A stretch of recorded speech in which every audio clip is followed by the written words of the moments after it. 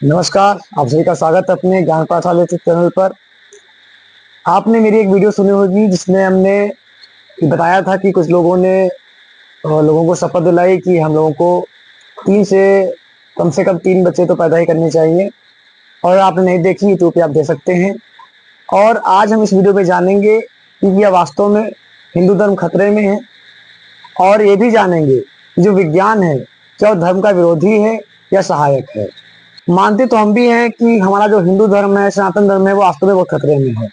और ये चीज आज की नहीं, प्राचीन समय से चला आ रहा है कि आपने देखा होगा कि जो विदेशी थे या जो दूसरे धर्म से, उनसे जो खतरा रहा ही रहा है, उससे ज्यादा खतरा हमारे धर्म को हमसे ही रहा है।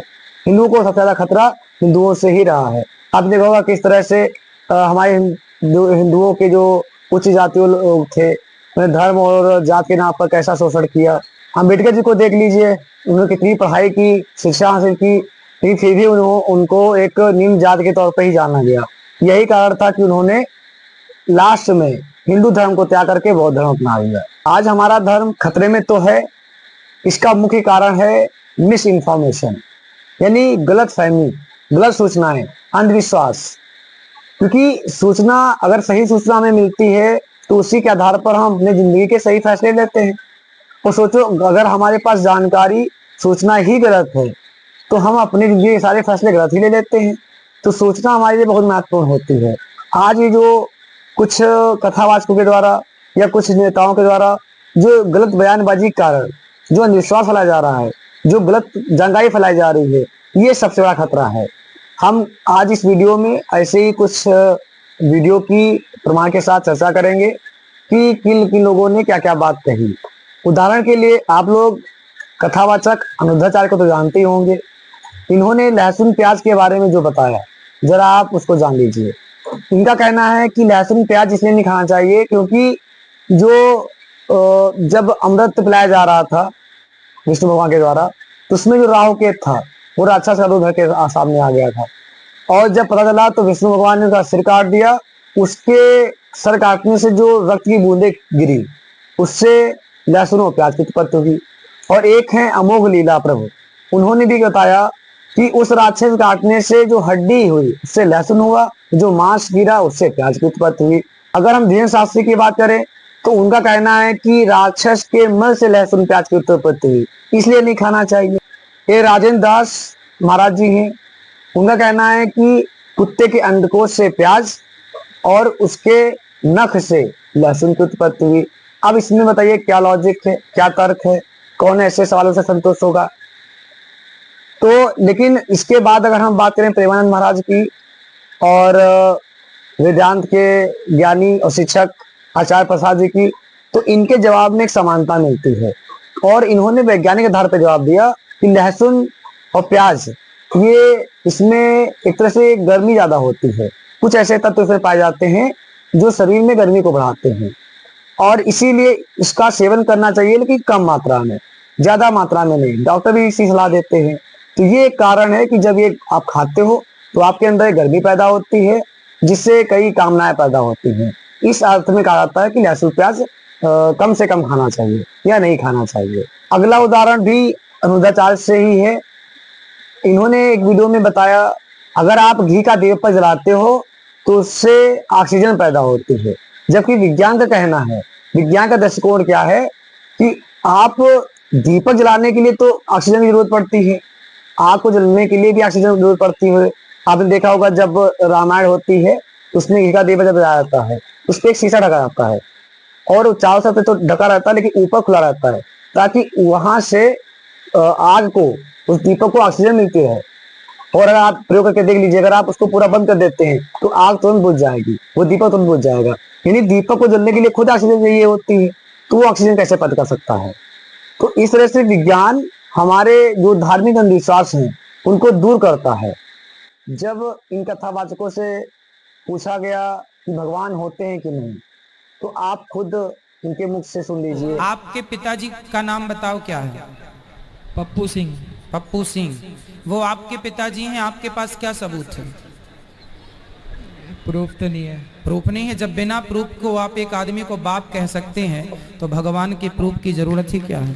जी केवल माँ, कत्तरा है वो 166 है और ना। मुझे परिचय केवल माँ दे सकती है। भगवान है इसका प्रमाण सदगुरु 1 रूपी है माँ ना। से मिलता है, दूसरे से से प्रमाण नहीं। मांगो तो इस तरह की बात करेंगे। ठीक, जब तुम्हें यहाँ कैसे पता पर कि तुम्हारा बाप है? तुमने अपनी अबे माँ के कहे पे भरोसा किया ना। ठीक है, वैसे हमारी बात पे भरोसा कर लो, आसमान में बाप है। 10 सेकंड हो जाए तो ये कोई बात है? अच्छा, और ये बात आज से 1000 साल पहले चल भी जाती होगी कि मेरा बाप कौन है मैं जान नहीं सकता, तो माँ पे भरोसा करना पड़ता है। आज तो डीएनए टेस्टिंग हो जाती है। पर धर्म के क्षेत्र में ऐसे ही तर्क चलते रहे हैं। तो आपने इस वीडियो में देख ही लिया कि आज विज्ञान ने प्रूफ कर दिया है, प्रमाण दे दिया है कि आपके असली माता पिता कौन है। वैसे तो मैं इन कथावाचकों के खिलाफ नहीं हूँ, मेरे को इससे व्यक्तिगत दुश्मनी नहीं है, लेकिन जो बात सही नहीं है उसका तो विरोध करना ही होगा, सामने चाहे कोई भी क्यों ना हो। क्योंकि जहाँ हमारे सनातन धर्म में एक तरफ हमारे गुरु को ब्रह्मा विष्णु महेश सब मान लिया गया है, गुरु ब्रह्मा गुरु विष्णु गुरु देव महेश्वरा, लेकिन वहीं दूसरी तरफ ये भी कहा गया है कि जा गुरु से भ्रम ना मिटे, भ्रांति ना जीव का जाए, ता गुरु झूठा जानिए, त्यागत देर न लाए। अर्थात जिस गुरु के ज्ञान से हमारे अंदर का भ्रम ना मिट रहा हो तो हमें उसे त्याग देना ही चाहिए और हमें उसके गलत का विरोध करना ही चाहिए। इसलिए जहां पर ये लोग सही बोलेंगे हम उन पर भरोसा करेंगे, और जहां पर गलत बोलेंगे तो वहां पे हमें नहीं, हम सभी को उसका विरोध करना ही चाहिए। तो क्या कहते हैं कि ये तो बच्चे ईश्वर की देन है। अरे आप करते कराते आप हो और आप दोष लगा देते हो ईश्वर पर। आप विज्ञान ने चीज सिद्ध कर दी है कि बच्चे कैसे पैदा होते हैं, यहाँ तक कि लड़का और लड़की कैसे होते हैं।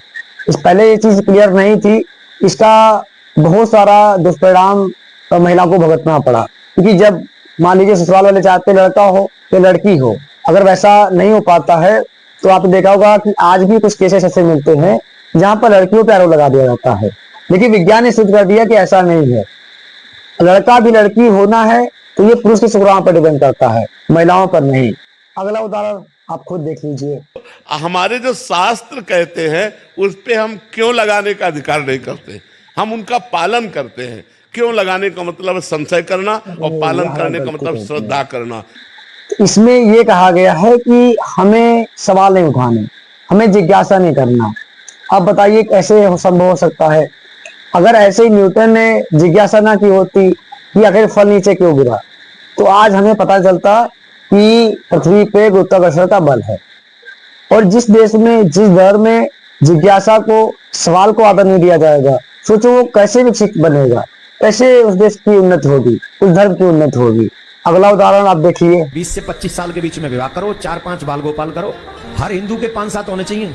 कश्मीर की घटना के बाद सीख लो, जिनका इकलौता हो घर में कोई बचता नहीं है अगर कोई घटना घट जाए तो। इस कश्मीर की घटना से हम कम से कम हिंदू ये सीख ले कि मेरे घर में 2-2, 3-3, 4-4 बालक होने चाहिए। अगर एक आध कहीं घटना हो भी जाए तो कम से कम 3 ऐसे हो जो उस घटना का बदला ले सके। पूरे देश में कम हो रही है, ये चिंताजनक है। घटती हुई हिंदुओं की आबादी और गजवाई हिंदू चाहने वालों की बढ़ती हुई आबादी इस देश के लिए बहुत घातक है। हिंदुओं को कम से कम 4 बच्चे पैदा करने चाहिए और 2 बच्चे सनातन धर्म के लिए समर्पित करना चाहिए। और कल ही मोहन भागवत का भी एक बयान आया, इसमें उन्होंने कहा कि हर हिंदू को 3 बच्चे पैदा करने चाहिए, जबकि वो भी अविवाहित हैं, जिन शास्त्री भी अविवाहित हैं। और जितने भी कथावाचक हैं वो लगभग अविवाहित ही हैं। अगर कोई विवाहित है भी तो उनके 1 या 2 बच्चे हैं। लेकिन हम लोग से कहते हैं अधिक से अधिक बच्चा पैदा करें। का जो ताजा उदाहरण है आपने देखा ही होगा, अनुराग ठाकुर जो कि बीजेपी सांसद हैं, वे विद्यालय में जाते हैं और बच्चों से पूछते हैं कि बताओ पहला अंतरिक्ष यात्री कौन था। बच्चे कुछ जवाब देते हैं या नहीं देते हैं, लेकिन उन्होंने वापस में क्या कहा कि पहला जो अंतरिक्ष यात्री था वो हमारे हनुमान जी थे। और इस उनके जवाब से इनको काफी ट्रोल किया गया, लोगों ने काफी सवाल उठाए। असल में यही सब हमारे धर्म को असली खतरा है, जो हमारे पास हम सबको गलत इंफॉर्मेशन दी जा रही है, गलत सूचना दी जा रही है, ये सबसे बड़ा खतरा है। क्योंकि यही उनकी एक बात, ये जिस चीज पर तो वो लोग बैठे हैं ना, उनकी एक बात हम लोगों की एक जीवन सूत्र बन जाता है। उसी आधार पर हम अपना जीवन जीना शुरू कर देते हैं। इसलिए वो जो कहते हैं उनको बहुत ही जिम्मेदारी के साथ बोलना चाहिए। आप चाहें तो बहुत सारे उदाहरण हमारे ग्रंथों में मिल जाएंगे, या इतिहास को थोड़ा खोल के देखें तो महाराणा प्रताप को आपने पढ़ा होगा, मुट्ठी भर सेना लेकर के दुश्मनों का सामना किया। क्योंकि वो संख्या में जरूर कम थे, लेकिन उनके पास जो ताकत था, जो हौसला था, बहुत ज्यादा था, जो अधिक लोगों का सामना कर सकते थे। तो आप अंग्रेज को देख लीजिए, अंग्रेज जब हम लोगों पर उन्होंने शासन किया, गुलामी की दास्तां शुरू की, तो कितने अंग्रेज थे? कम ही लोग थे। अब सोचिए जरा, कुछ मुट्ठी भर अंग्रेज कितने करोड़ों भारतीयों के ऊपर उन्होंने शासन कर लिया, क्योंकि उनके पास संख्या बल जरूर कम था, लेकिन उनके पास जो आर्थिक, शैक्षिक और जो सैन्य बल था वो काफी मजबूत था। हम लोग भले ही संख्या में कम हो, लेकिन हमारा जितना भी हमारे धर्म के लोग हों, उनको आप शिक्षा में मजबूत करिए, अर्थव्यवस्था में मजबूत करिए, उनके पास ताकत दीजिए। फिर अगर एक भी बच्चा हो या दो भी बच्चे हों, फिर आप देखोगे वो 10 पर भारी पड़ेंगे। इन सभी कथावाचकों से मेरी कोई व्यक्तिगत दुश्मनी नहीं है, मैं कोई उनकी बुराई भी नहीं कर रहा हूँ, लेकिन वो जो कहते हैं उसका असर हम पे भी पड़ता है, हमारे परिवार पे पड़ता है, हमारे समाज पे पड़ता है। इसलिए मुझे इतना तो हक है ही है कि हम गलत के खिलाफ आवाज उठाएं, और हमें नहीं, हम सबको ये हक है कि हम ऐसे गलत चीजों के खिलाफ आवाज उठाएं, इसका विरोध करें, और जो सही चीज हो उसको हम स्वीकार कर लेना चाहिए। सिर्फ मैं ही नहीं, बहुत सारे विचारकों का, वैज्ञानिकों का मानना है कि पॉपुलेशन कम होनी चाहिए, संख्या बहुत ज्यादा हो गई है, कम होनी चाहिए। और ये बात मैं सिर्फ कोई एक खास हिंदू धर्म से नहीं, हर धर्म से कहना चाहूंगा, क्योंकि जब जनसंख्या बढ़ती है तो विपत्तियां आती हैं, ठीक है, प्रदूषण फैलता है, इसका खामियाजा हम सभी को भुगतना पड़ता है, प्रकृति का बैलेंस बिगड़ता है। और जब कोई प्राकृतिक आपदा आती है वो ये नहीं पूछता कि आप हिंदू की मुसलमान हैं, सबको अपने चपेट में ले लेती है। जिससे भी हाल ही में कोरोना वायरस आया था, वो ये नहीं पूछता था कि आप किस धर्म के हो। जो भी समस्या फैली उसने सबको एक तरह से तबाह कर दिया, बर्बाद कर दिया। मेरा विचार कम बच्चे को लेकर के क्यों है, इसका आंसर हम अगली वीडियो में देंगे, काफी लंबी वीडियो हो जाएगी, और अगली वीडियो में बताएंगे कि अधिक बच्चे होने से क्या क्या नुकसान होते हैं, अगर हम कम रखें तो कितना फायदा होता है।